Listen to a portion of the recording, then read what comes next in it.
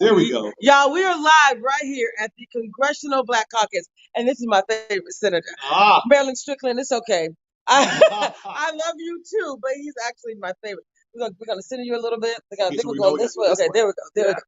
So we're leading a series called the Better Together Empowerment Series. I love that. Why is it better that we do this work together? Everything you just talked about, everything, equity and inclusion, all the things. Why is it better that we do it together? Well, we know this from so much of our history. When Booker T. Washington talked about black businesses cooperating, creating unions of purpose, extraordinary. When we see some of our great early leaders who understood from education to business to church, we are stronger when we are strong and unified as a community.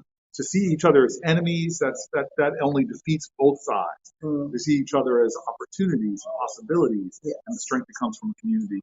That's what this is all about. I love it. And I mentioned that the Black MBA, the National Black MBA Association, has been around for 52 years, focused on economic and intellectual empowerment. Wow. That's what I'm doing. I work, again, my life has been in the corporate spaces for 8 years at IBM. You guys are from the 70s. 1970, founded in 1970. One of our founders, Dr. Alex Gabin, has literally said that we are on an upward, we're walking up, down an upward elevator.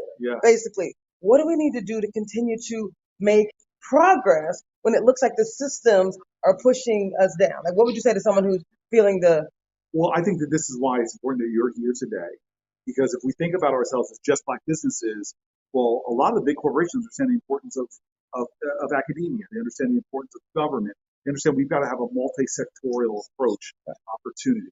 So getting business together with our political leaders, together with our nonprofit leaders, that's real power, and having cross-sector conversations. So this is really important to me. I love that's what the CDC is all about.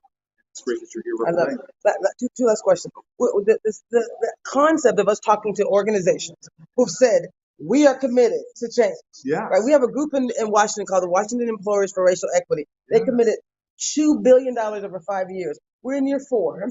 And after celebrating the 60th anniversary of MLK's March on Washington, we're now leading a 1-year initiative called Committed to Continuing the Dream, inviting them to tell their story about what they're doing, the $1 billion community activation. So look in the camera as loud as you can. And what would you say to those organizations who are saying the things, but not necessarily ready to showcase what they're doing in community? Invite them to join us. Well, I invite folks to join us. Talk is important, but action is what makes a difference. And it's not as hard as people think to lean in and find partners and do real things. And nothing is wasted. Good energy, good action is going to lead to good results. You heard it right here, folks. Thank you so much. Thank you. More to come. Thanks. All right. God bless everybody. Thank you. Thanks. Hello. Did y'all hear that? Did you see what we just did right here at the Congressional Black Congress? Yes. We are focused on driving change.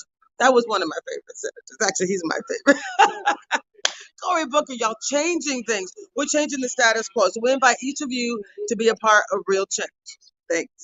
More to come.